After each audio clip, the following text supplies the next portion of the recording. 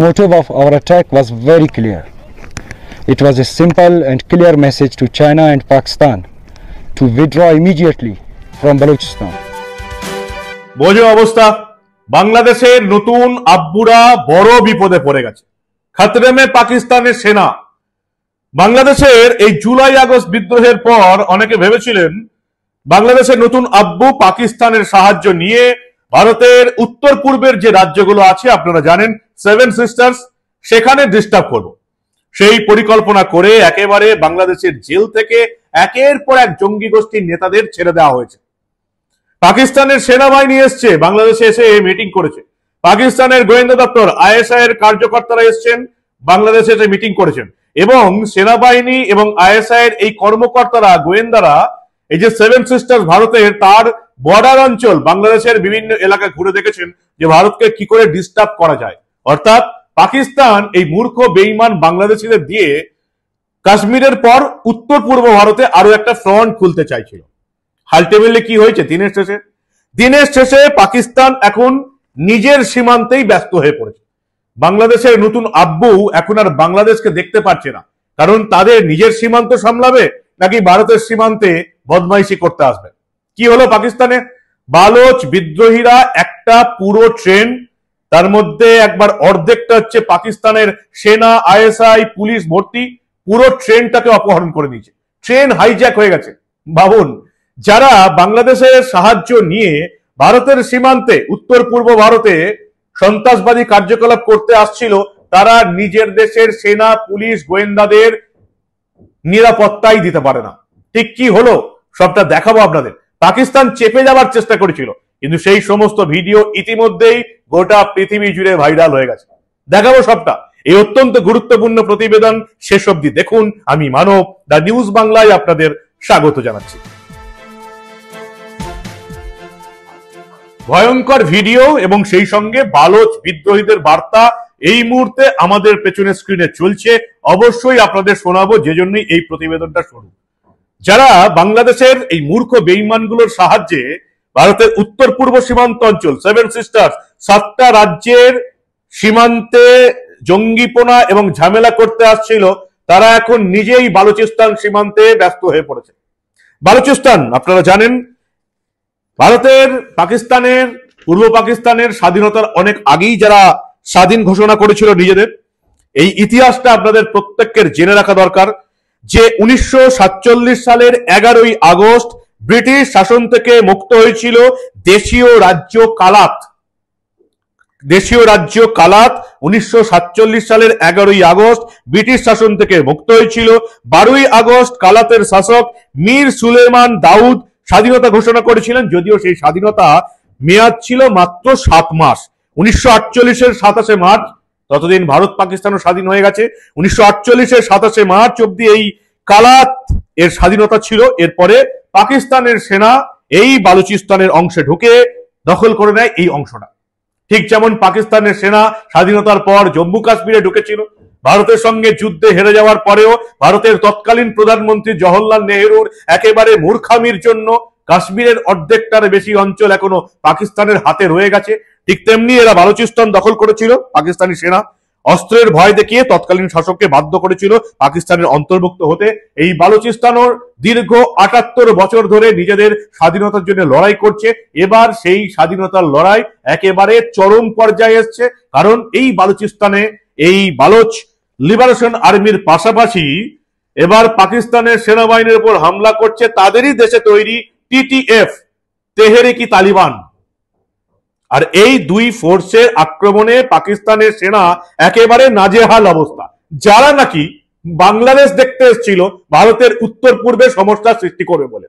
দেখ কেমন লাগে। কি হলো ঘটনা? পাকিস্তানের যাত্রী বোঝাই ট্রেন জাফর এক্সপ্রেস, এটা একেবারে হাইজ্যাক হয়ে গেল জাফর এক্সপ্রেস। এবং যেটুকু জানা যাচ্ছে বালুচিস্তানের রাজধানী কোয়েটা থেকে খাইবার পাখতুনখোয়া প্রদেশের রাজধানী পেশোয়ারগামী জাফর এক্সপ্রেসকে দখল করে নিয়েছে বালোচ বিদ্রোহীরা। এবং সঙ্গে সঙ্গে যে কজন আর্মির লোক ছিল একেবারে ড্রেস পরে সেই 11-12 জনকে একেবারে মেরে ফেলেছে। এর মধ্যে আবার যাত্রী ছিলেন 500 জন যাত্রী।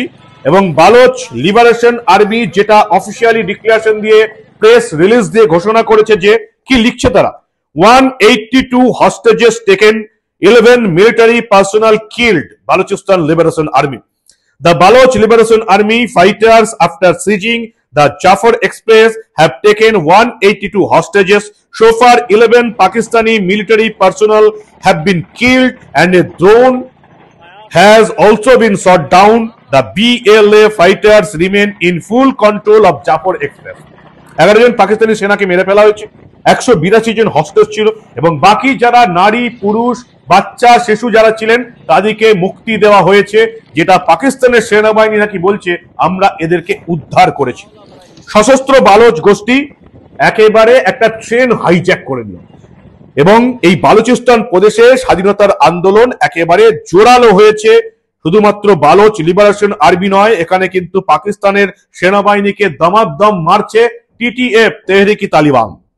100 জনের বেশি এখনো তাদের হাতে পণবন্দি আছে। বালুচিস্তান সরকারের মুখপাত্র সাইদ রিন্দ বলেছেন, পেহেলো কুনরি এবং গাদালারের মাঝামাঝি যাত্রীবাহী ট্রেনটি অপহরণ করা হয়েছে। এলোপাতালি গুলি ছুটতে ছুটতে সশস্ত্র বালোচ বিদ্রোহী ট্রেন দখল করে নেয়। ট্রেনের কিছুটা অংশ একেবারে আগুন জ্বালিয়ে দিয়েছে। সেই ট্রেনে আগুন জ্বালানোর ভিডিও এই মুহূর্তে আপনারা দেখছেন, যেটা গোটা পৃথিবী জুড়ে ছড়িয়ে পড়েছে।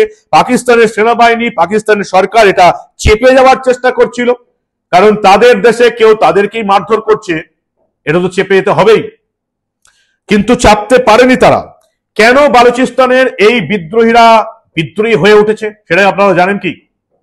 পাকিস্তানের বৃহত্তম প্রদেশ বালুচিস্তান স্বাধীনতার পর থেকেই তারা পাকিস্তানে যেতে চায়নি, কারণ বালুচিস্তান হচ্ছে পাকিস্তানের বৃহত্তম প্রদেশ এবং বালুচিস্তান প্রাকৃতিকগতভাবে সবচেয়ে বেশি সম্পদশালী।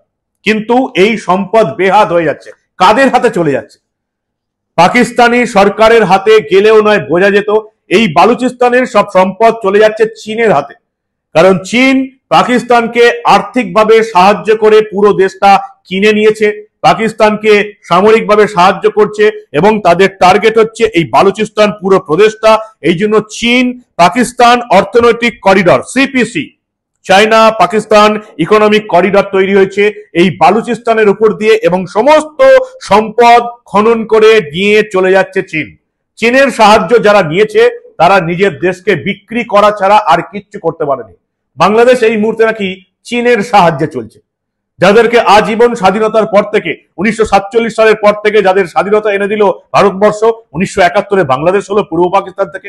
1971-এর পর এই 2025 সাল অব্দি যাদের সঙ্গে ব্যবসা বাণিজ্য, যাদের হাত ধরে খেয়ে পড়ে বেঁচে আছে বাংলাদেশ, তারা এখন ভারতকে বয়কট করে চীনের হাত ধরতে চাইছে।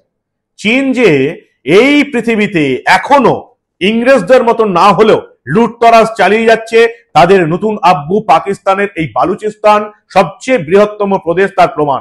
সমস্ত খনিজ দ্রব্য, আকরিক সবকিছু সম্পদ চীন লুট করে নিয়ে চলে যাচ্ছে এই চীন পাকিস্তান অর্থনৈতিক করিডর তৈরি করে।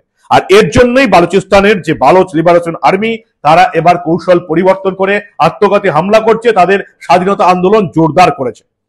এর আগেও এই জাফর এক্সপ্রেস অনেকবার নিশানায় এসছে, 2018, 2013, 2024-এর পরে বা 2025 পরপর 4 বার এই জাফর এক্সপ্রেস বালুচিস্তান লিবারেশন আর্মির কে টার্গেটে এসছে। কিন্তু এবার পুরো ট্রেন হাইজ্যাক করে কয়েকজন সেনা, পুলিশ, আইএসআই এর লোকজনকে এখন অপহরণ করেছে বালুচিস্তানের বিদ্রোহীরা।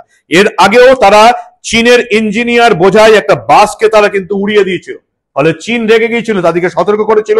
আর এবারে একেবারে পুরো ট্রেন হাইজ্যাক করে তারা বুঝিয়ে দিল তারা আর পাকিস্তানে থাকতে চাইছে না, বালুচিস্তান আর পাকিস্তানে থাকতে চাইছে না, তারা আলাদা হতে চাইছে পাকিস্তান থেকে। কারণ ভারতের স্বাধীনতার 78 বছর পরেও, পাকিস্তানের স্বাধীনতার 78 বছর পরেও তাদের কোনো উন্নতি হয়নি, যেখানে ছিল সেখানেই রয়ে গেছে। পাকিস্তান এই বালুচিস্তানের উন্নতির জন্য কিচ্ছু করেনি, তারা এবার আলাদা হতে চায়। পরিষ্কার নতুন সরকার গঠন হয়ে গেছে, তারা পাকিস্তান থেকে আলাদা হতে চায়। যতদূর জানা যাচ্ছে পাকিস্তান ইতিমধ্যেই এবার নাকি কমান্ডো অভিযান চালাবে এবং বালুচিস্তানের তরফ এই বিদ্রোহীদের তরফ থেকে পরিষ্কার বলে দেওয়া হয়েছে, the Balochistan army further warns that if military intervention continues all hostages will be executed, পরিষ্কার বলে দেওয়া হয়েছে। এখন দেখার কথা কি হয়। পুরো ট্রেন হাইজ্যাক হয়ে গেল, তারা এখন নিজেদের সামলাবে নাকি বাংলাদেশের নতুন আব্বু হয়ে সেভেন সিস্টার দখল করতে আসবে? আপনারা কি বলেন? এর পেছনে, বালুচিস্তান বিদ্রোহীদের পেছনে কাদের হাত আছে, কাদের ফোর্স আছে, এটা এখনো জানা যায়নি। কিন্তু বালুচ বিদ্রোহীরা গত কয়েক মাস থেকে, বিশেষ করে বাংলাদেশে যে সময় বিদ্রোহ হলো, হাসিনা সরকার উৎখাত হলো, তারপর থেকেই বালুচ বিদ্রোহীরা একেবারে কড়া ভূমিকা নিয়েছে। কি বলছে বালুচ বিদ্রোহীদের নেতারা এই ট্রেন অপহরণ কাণ্ডে, ট্রেন হাইজ্যাক কাণ্ডে? শুনুন আপনারা।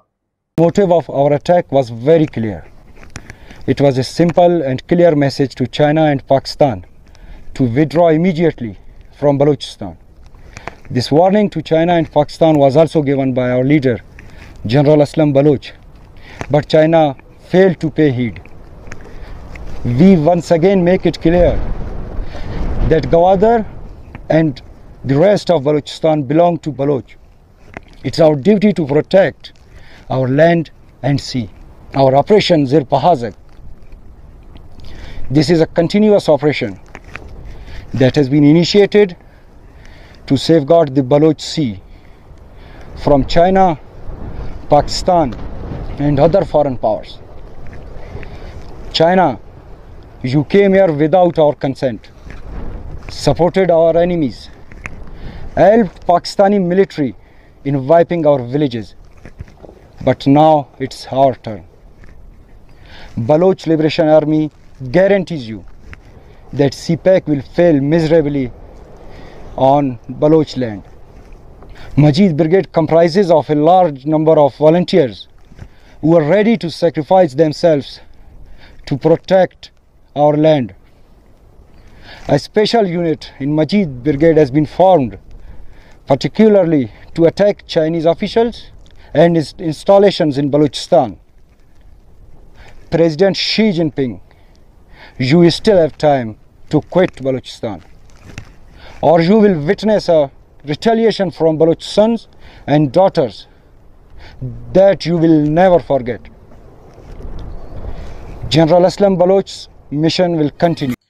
আপাতত এই ট্রেনে 182 জন হস্টেজ হয়ে বসে আছেন, এবং এই 182 জনের মধ্যে বেশিরভাগটা হচ্ছে পাকিস্তানের আর্মি যারা ছুটি কাটাতে আসছিলেন, পাকিস্তানের পুলিশ যারা ছুটি পেয়ে আসছিল, এবং এর মধ্যে কিছু আইএসআই এজেন্টও আছে। পরিষ্কার বলে দেওয়া হয়েছে চীনের সঙ্গে চুক্তি করে এই চীন পাকিস্তান করিডর বন্ধ করে বালুচিস্তানের সম্পদ চীন যাতে তুলে নিয়ে যেতে না পারে, এই ভূমিকাটা পাকিস্তানকে দেখতে হবে, তবেই তাদের বিদ্রোহ থামবে। তারা পাকিস্তানের সঙ্গে থাকতে চায় না। গোটা পৃথিবীতে এই ছবি এখন ছড়িয়ে পড়েছে এবং তাদের পরিষ্কার বলে দেওয়া হয়েছে এবার স্বাধীনতা যুদ্ধের চরমতর লড়াই লড়ছে বালুচিস্তান। কি বলবেন আপনারা? বাংলাদেশের নতুন আব্বুর দেশে এখন তাদের বৃহত্তম প্রদেশ স্বাধীনতার লড়াই শুরু করেছে। বাংলাদেশের মূর্খ বেঈমানগুলো কি ভাবছে? এই পাকিস্তানের আর্মি নিজেদের দেশের সীমান্ত পাহারা ছেড়ে বাংলাদেশকে সাহায্য করতে আসবে যাতে ভারতকে বাঁশ দিতে পারে উত্তর পূর্বে সেভেন সিস্টার্স। কি মনে হয় আপনাদের? কূটনৈতিক খেল এই পৃথিবীতে যেটা হয় না, সেটা আমার আপনার মতন সোশ্যাল মিডিয়াতে হয় না। আমাদের হাতে সোশ্যাল মিডিয়া আছে, ফেসবুক আছে, 2 লাইন লিখে দিলাম, 4টে ভিডিও পোস্ট করে দিলাম, খুব ভালো লাগছে। কূটনৈতিক লড়াইটা যে কোথায় হয় সেটা এবার আপনাদের বুঝতে হবে। যারা এখনো বলে যাচ্ছেন ভারত কি করছে, তাদের এটা বোঝা উচিত কূটনৈতিক খেল কূটনৈতিক মঞ্চে খেলা হয়, যেটা আপনার আমার ধারণার একেবারে বাইরে। কি বলবেন আপনারা? আশা করি সবটাই বুঝতে পারছেন। আপনাদের মূল্যবান এবং গুরুত্বপূর্ণ মতামত জানান দা নিউজ বাংলার কমেন্ট সেকশনে। দেখতে থাকুন দা নিউজ বাংলা। আমরা বিশ্বে ঘটে যাওয়া এই ধরনের ঘটনা, বিশেষ করে আমাদের প্রতিবেশী দেশগুলোর এই ধরনের অনেক ঘটনায় চেপে রাখতে দেব না।